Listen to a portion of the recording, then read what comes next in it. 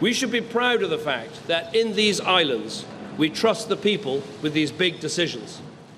We not only have a parliamentary democracy, but on questions about the arrangements for how we're governed, there are times when it is right to ask the people themselves, and that is what we have done.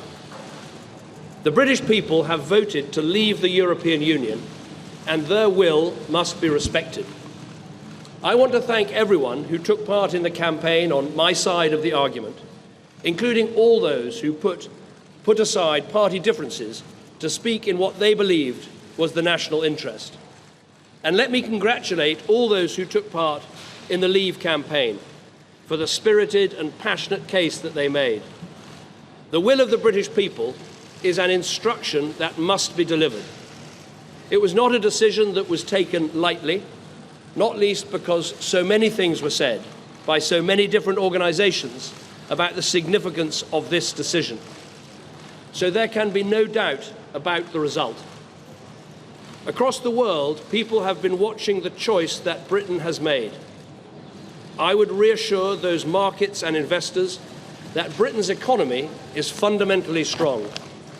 And I would also reassure Brits living in European countries and European citizens living here that there will be no immediate changes in your circumstances.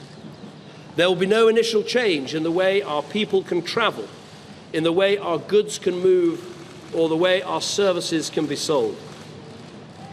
We must now prepare for a negotiation with the European Union.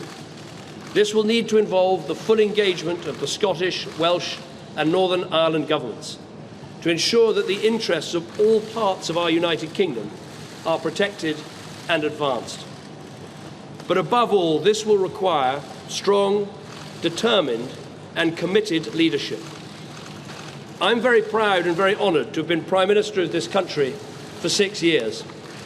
I believe we've made great steps, with more people in work than ever before in our history, with reforms to welfare and education, increasing people's life chances, building a bigger and stronger society, keeping our promises to the poorest people in the world, and enabling those who love each other to get married whatever their sexuality.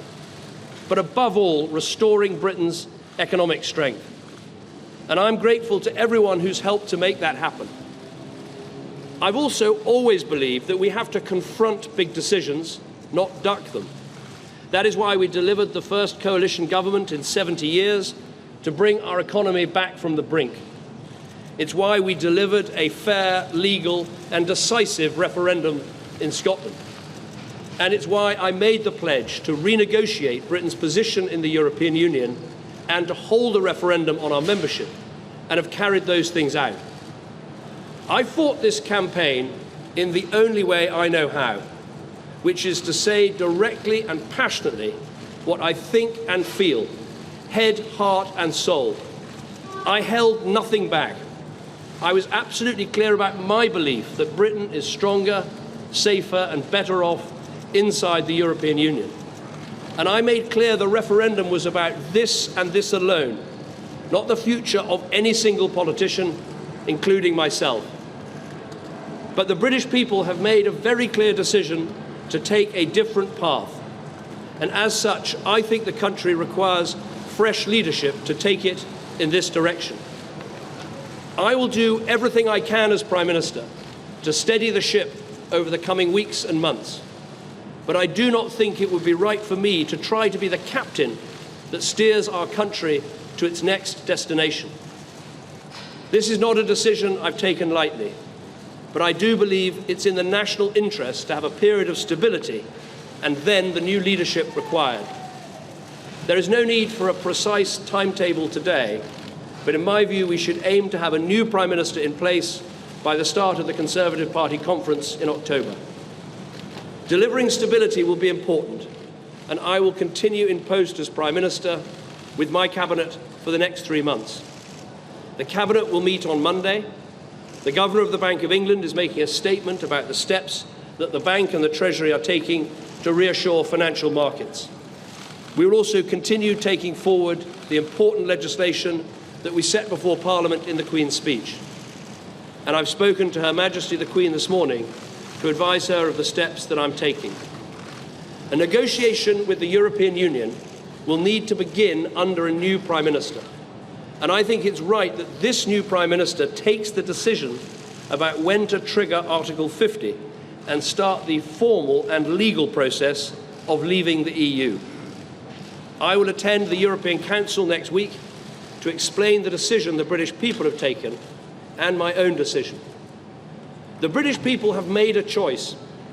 That not only needs to be respected, but those on the losing side of the argument, myself included, should help to make it work. Britain is a special country. We have so many great advantages. A parliamentary democracy where we resolve great issues about our future through peaceful debate. A great trading nation with our science and arts, our engineering and our creativity respected the world over. And while we are not perfect, I do believe we can be a model of a multiracial, multi-faith democracy where people can come and make a contribution and rise to the very highest that their talent allows. Although leaving Europe was not the path I recommended, I am the first to praise our incredible strengths. I've said before that Britain can survive outside the European Union, and indeed that we could find a way. Now the decision has been made to leave, we need to find the best way. And I will do everything I can to help. I love this country, and I feel honoured to have served it. And I will do everything I can in future to help this great country succeed. Thank you very much.